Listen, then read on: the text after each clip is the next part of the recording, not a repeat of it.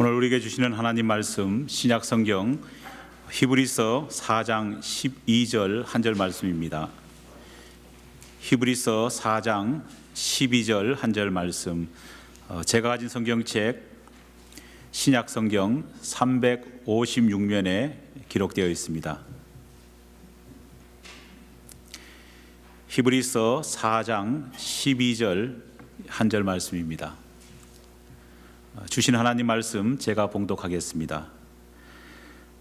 하나님의 말씀은 살아있고 활력이 있어 좌우의 날선 어떤 검보다도 예리하여 혼과 영과 및 관절과 골수를 찔러 쪼개기까지 하며 또 마음의 생각과 뜻을 판단하나니. 아멘.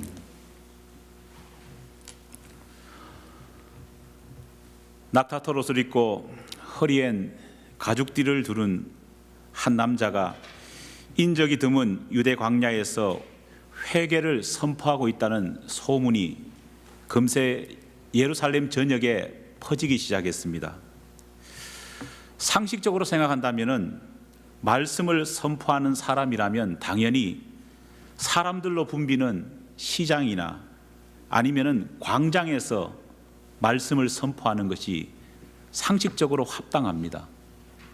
하지만 말씀을 전하고 있는 이 세례 요한이라고 하는 청년은 말씀 사역을 사람들이 접근하기 쉽지 않은 유대 사막 한 모퉁이에서 벌이고 있습니다.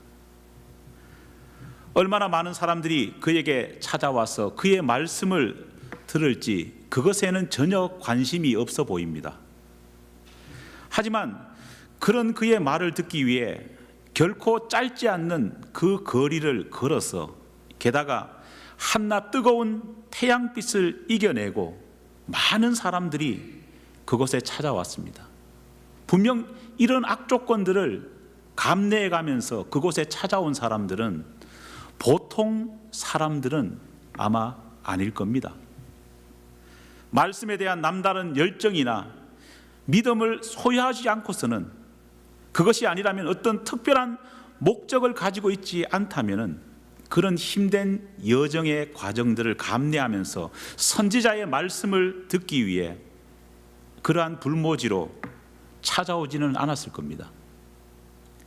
하지만 마태복음 3장 12절 말씀을 보면은요, 그렇게 자기 자신을 찾아온 수많은 사람들을 향해 세례 요한은 그들에게 너희는 알곡과 같은 신앙인이다 그렇게 칭찬하기보다는 오히려 너희는 쭉정이다 그렇게 비난했습니다.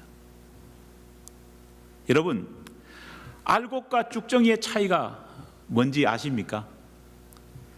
알곡과 쭉정이는 얼핏 보면 외형적으로는 별 차이가 없어 보입니다. 쉽게 구분할 수 없습니다. 하지만 둘 사이에는 너무나도 중요한 큰 차이가 있습니다. 한쪽은 생명을 품고 있는 반면 다른 한쪽은 생명이 없습니다. 알곡은 아무리 작고 못생겼다고 할지라도 생명을 담은 씨앗을 가슴 속에 품고 있습니다. 하지만 쭉정이는 생명 없는 빈 껍데기에 불과하다는 겁니다. 세례 요한은 모여든 사람들이 평민이든 바리새인이든 사두개인이든 관계없이 겉으로는 그들이 아브라함의 자손이라는 외형을 가지고 있지만 실상은 조상 아브라함이 가졌던 영적 생명력을 상실한 껍데기, 쭉정이로 그는 보았다는 겁니다. 심지어 바리새인들과 사두개인들에게는요, 너희가 임박한 하나님의 진노를 잠시 피해 보려고 이곳으로 왔다고 맹비난을 던집니다. 과연 무엇이 하나님의 선민인 이들을 쭉정이로 만들어버린 걸까요? 디모데후서 3장 14절로 17절에는요 이런 말씀이 있습니다. 너희가 배우고 확신한 일에 거하라. 너는 내가 누구에게서 배운 것을 알며 또 어려서부터 성경을 알았나니 성경은 능히 너희로 하여금 그리스도 예수 안에 있는 믿음으로 말미암아 구원에 이르는 지혜가 있게 하느니라. 모든 성경은 하나님의 감동으로 된 것으로 교훈과 책망과 바르게 함과 의로 교육하기에 유익하니 이는 하나님의 사람으로 온전하게 하여 모든 선한 일을 행할 능력을 갖추게 하려 함이니라. 유대 광야에서 세례 요한에게 알곡이 아닌 쭉정이로 책망받았던 그 유대인들과 오늘 진짜가 아닌 가짜 크리스찬이라고 책망받는 이 현대 크리스찬들 사이에는요, 공통점이 있습니다. 믿음의 확신이 없고 구원에 관한 지혜가 없고 하나님의 사람으로 보일 만한 온전한 인격과 삶을 갖추고 있지 못하다는 공통점입니다. 그런데 그렇게 된 이유가 뭐냐? 하나님께서는 교훈과 책망과 바르게 함과 의로 교육하기에 유익한 하나님의 말씀을 가까이 하지 않았기 때문이라 그렇게 지적하십니다. 성경을 통해 하나님이 주시는 감동을 날마다 받으며 매 순간마다 그 말씀 앞에서 영혼과 우리의 육신을 비추어 보지 못한다면요, 결국은 우리의 영혼과 육신은 메마르게 되고 종국에 가서는 생명을 상실한 쭉정이가 될 수밖에 없다는 것을 하나님은 경고하고 계십니다. 혹 저와 여러분의 오늘의 삶이 이와 같은 삶은 아닌지 오늘 이 시간 돌아봐야 될 줄 믿습니다. 하지만 감사하게도 하나님은 히브리서 4장 12절 말씀을 통해 이렇게 이미 쭉정이가 되어버린, 생명이 고갈되어버린 그런 사람이라고 할지라도 다시 생명을 품은 알곡으로 회복할 수 있는 길을 알려주시고 계십니다. 하나님의 말씀은 살아있고 활력이 있어 좌우의 날선 어떤 검보다도 예리하여 혼과 영과 및 관절과 골수를 찔러 쪼개기까지 하며 또 마음의 생각과 뜻을 판단하느니라. 오늘 본문 말씀을 묵상하면서 눈에 확 들어오는 표현이 있습니다. 뭡니까? 살아있고 활력이 있어 예리하여 찔러 쪼개기까지 한다는 표현입니다. 이 표현들에서 여러분 생명력이 느껴지지 않습니까? 어떤 싱싱함과 싱그러움이 여러분 느껴지지 않습니까? 죽어버린 것에 새로운 생명력, 부활의 기운이 회복될 수 있는 비결은 말씀밖에 없다는 것을 하나님은 우리에게 알려주고 계십니다. 하나님께서 오늘 우리 모두에게 명확하게 알려주시는 것이 있습니다. 그것은 크리스찬의 생명의 근원은 다른 것에 있는 것이 아니라 성경으로 나아가는 것이라는 겁니다. 말씀으로부터 멀어진 우리는 영적 생명력을 반드시 잃어버리게 됩니다. 말씀 앞에서 날마다 우리 자신을 비추지 않으면 우리의 신앙은 약해지고 우리의 삶은 도덕적으로도 무감각해질 수밖에 없다는 것을 하나님은 경고하십니다. 좋은이웃교회 담임 목사로 지난 2년간 사역하면서요, 과연 우리 공동체가 진정으로 필요한 것이 무엇이냐, 또 우리 교회가 어떤 목표를 향해서 나아가야 될까 많은 고심을 했습니다. 때로는 시행착오도 있었습니다. 하지만 그러던 중에 히브리서 4장 12절 말씀을 통해서 우리 교회가 나아가야 될 표대, 제가 목회자로서 목회를 해나가야 되는 목표가 무엇인지를 깨닫게 되었습니다. 그것은 다른 것에 있는 것이 아니라 말씀 앞에 우리 모두가 매 순간 날마다 서는 길밖에 없다는 겁니다. 좌우의 날선 어떤 것보다 예리한 하나님의 말씀 앞에 우리의 혼과 영은 물론 우리의 육신적인 부분까지도 비추고 반성할 때 바로 그 순간에 하나님의 말씀을 통해서 우리의 마음의 생각과 뜻이 하나님 말씀 앞에서 고침받고 때로는 판단받으면서 진정한 믿음의 생명력을 키울 수 있다는 겁니다. 저는 우리 교회가 마지막 시대를 살고 있는 우리 모든 성도들이 살 길은 말씀 앞에 살아가는 교인, 말씀과 함께 활력을 회복하는 교회, 이것이 이루어져야 된다 확신합니다. 오늘 우리 주변에는요, 정말 공장에서 제품을 찍어내듯 대량 생산되는 크리스찬들이 얼마나 많은지 모릅니다. 이렇게 만들어진 크리스찬들은요, 모습은 그럴듯하지만은 실제로 말씀 앞에 비추어 보면은요, 어떤 영적인 경험도 하지 못한 신앙인, 충분한 시간 속에 제대로 교육과 훈련을 받지 못한 신자들, 마치 우리가 TV에서 가끔씩 보는 공장형 사육시설에서 호르몬 주사를 맞아가면서 단기간에 키워진 닭처럼, 그런 사람들에게는 어떤 믿음의 저항력도 없고 힘도 없는 그런 크리스찬이 되고 만다는 겁니다. 더 이상 나약한 크리스찬들이 양산되는 모습을 하나님 앞에 보여드려서는 안 될 것입니다. 교회 회원이 된다는 것과 신자가 된다는 것은요, 엄청난 차이가 있습니다. 좋은 정품을 만들어내기보다 반쪽짜리 불량품이라도 대량으로 만들어내어서 교회를 채운다면 그것이 교회의 부흥이다, 그렇게 믿는 허울을 우리가 벗어버려야 합니다. 하나님께서 원하시는 것은요, 알곡이지 쭉정이가 아니라는 겁니다. 가끔씩 기도하면서 그런 생각들을 해봅니다. 아마 저도 여러분도 동일할 겁니다.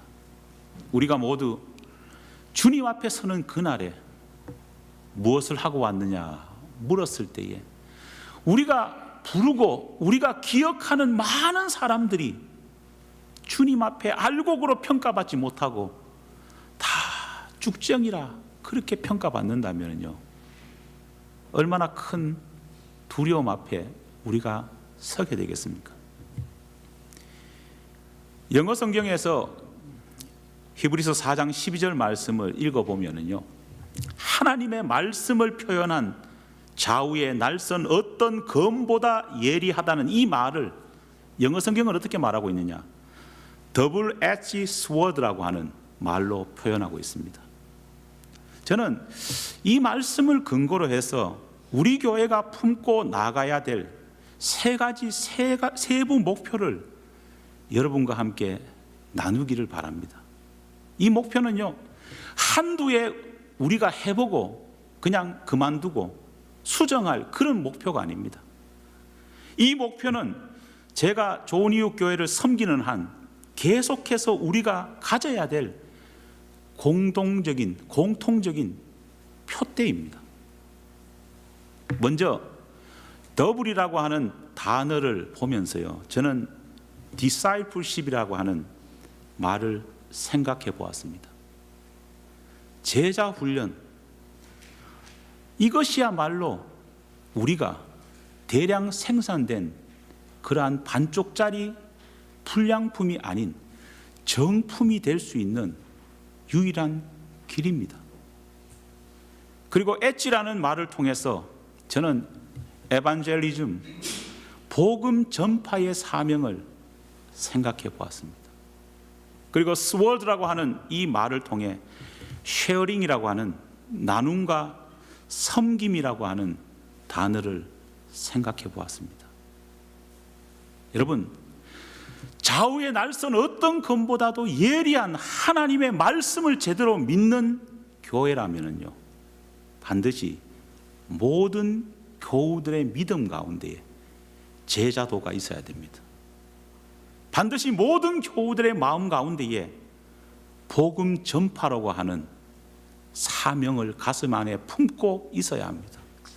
그런 교회라면요, 분명 섬김과 나눔을 통해서 서로 격려하는 모습이 필요하다는 겁니다. 이러한 세 가지 말씀 안에서의 분명한 목표를 가지고 있다면 결코 그런 개인, 그런 공동체는 세상 권세가 함부로 우리의 영혼을 노략질하거나 넘볼 수 없을 겁니다. 정말 생명이 넘치는 믿음의 공동체로 나아갈 수 있으리라 믿습니다. 12월 한 달 동안 대림의 절기를 맞이해서 저는 이 세 가지 목표, 제자도, 복음 전파, 그리고 섬김과 나눔에 대해서 한 주간 한 주간 여러분과 함께 우리의 목표에 대해서 말씀을 나누어 보려고 합니다. 여러분, 활을 쏘는 궁수에게 정확한 타겟이 없다면요, 궁수가 아무리 탁월한 능력을 가지고 있어도, 화살이 아무리 명품 장인에 의해서 만들어진 그러한 작품이라 할지라도 좋은 결과를 만들어낼 수는 없습니다. 교회 역시도 동일합니다. 아무리 좋은 궁수, 목회자가 있다고 할지라도, 아무리 화살 같은 명품 성도들이 있다고 할지라도 분명한 타겟, 분명한 목표가 없으면요, 교회 역시도 아무것도 이룰 수 없습니다. 우리가 이루어야 될 우리 교회의 타겟은 하나님의 말씀입니다. 이 말씀 앞에서 우리가 분명히 새겨야 될 것은요, discipleship, evangelism, 그리고 하나님의 말씀과 은혜를 쉐어링하는 것입니다. 우리가 이 분명히 하나님이 주신 이 목표를 가지고 우리 교회의 10년을 함께 만들어 가기를 간절히 축원합니다. 우리 각자 한 사람 한 사람이 흔들리지 말고 이 사실을 마음 깊이 새긴다면, 그 마음 새기는 자체만 해도 하나님께서는 우리에게 놀라운 하나님의 기대를 부어주실 것입니다. 기도하겠습니다. 하나님 아버지, 감사합니다. 대강절 첫 번째 주일을 맞이해서 우리 교회와 우리 자신을 향해서 주신 하나님의 마음을 생각해 보았습니다. 주님, 새로운 교회로 이사해서 새로운 마음으로 10년을 바라보며 나아갑니다. 그러나 분명한 타겟과 목표가 있어야 될 줄 믿습니다. 우리 모두는 하나님의 말씀 안에 살아있고 운동력 있는 생명력이 있다는 것을 믿고 그 말씀에 우리 자신을 내어놓고 나아가는 교회 되기를 원합니다. 하나님, 함께하여 주시옵소서. 정말 대량 생산되는 반쪽짜리 그러한 불량품 크리스찬이 아니라 주님이 주시는 말씀 안에서 주의 제자가 되고, 단순히 머리만 굵어지는 제자가 아니라 복음 전파의 사명이 우리 가운데 있음을 깨닫는 믿음의 전도자가 되고, 또 서로가 서로를 사랑하고 격려하고 나눌 수 있는 믿음의 진정한 형제 자매가 될 수 있도록 은혜를 더하여 주시옵소서. 분명한 타겟 목표 아래 주님께 미래를 맡기며 나아가기를 원합니다. 주님, 우리 교회의 장래와 우리 교회를 이루는 모든 구성원들의 삶과 믿음을 지켜주시옵소서. 예수님 이름으로 기도드립니다. 아멘.